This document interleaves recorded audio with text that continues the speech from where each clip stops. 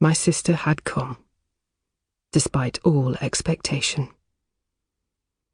She held her head upright and her gaze was unwavering. The flaps of her calf-length coat were caught by the wind, revealing a flash of red.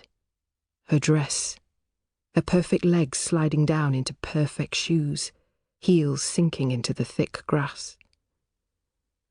I pressed my lips together and lowered my head. She was like a designer handbag lit up in a shop window on the King's Road, glossy and beautiful, and out of reach. My stepmother's funeral was a quiet affair.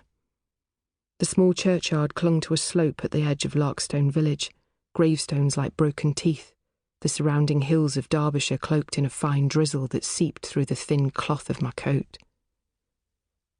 There were a few neighbours, a bearded man standing on his own and an older woman, dressed in black silk.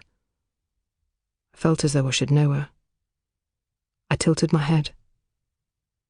Her husband stood behind her with an umbrella slick with rain, and she turned away from me. And there was my sister, Steph, in her red dress. She had bowed her head too, and I could no longer see her face. The wind blew my hair over my eyes, tangling against the wet on my cheek.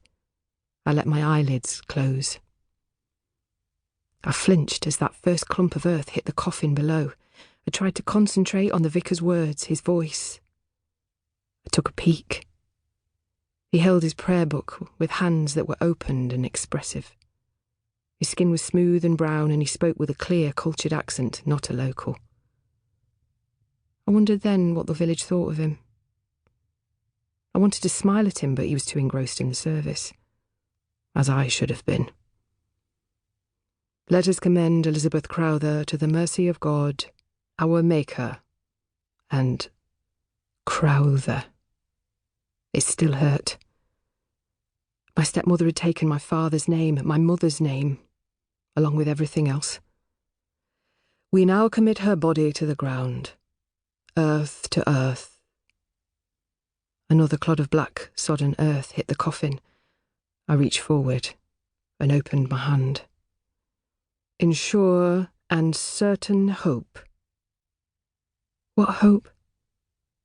My lips tightened. I was not, had never been a believer. To him be glory forever. More earth tumbled down into the grave. The vicar lowered his head again.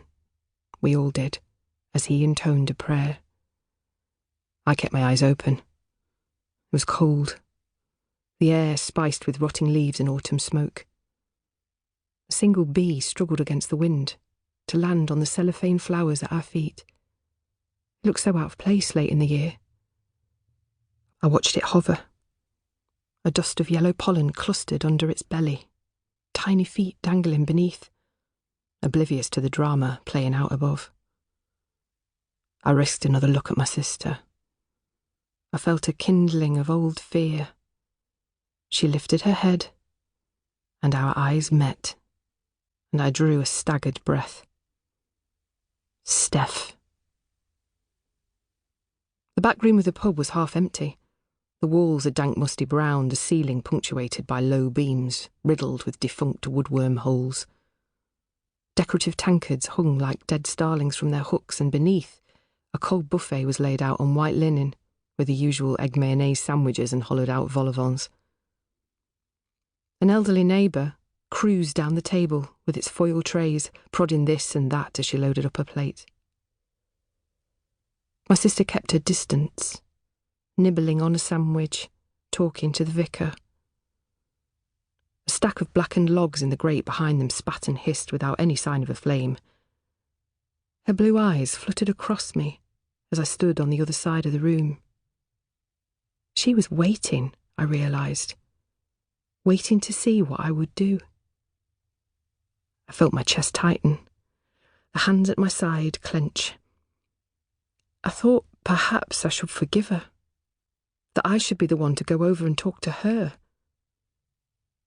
Beyond the function room, I could hear the bellow of a man at the bar, the recurrent beeps of a slot machine by the entrance, and the slash of rain battering the front door as it jutted open and closed again.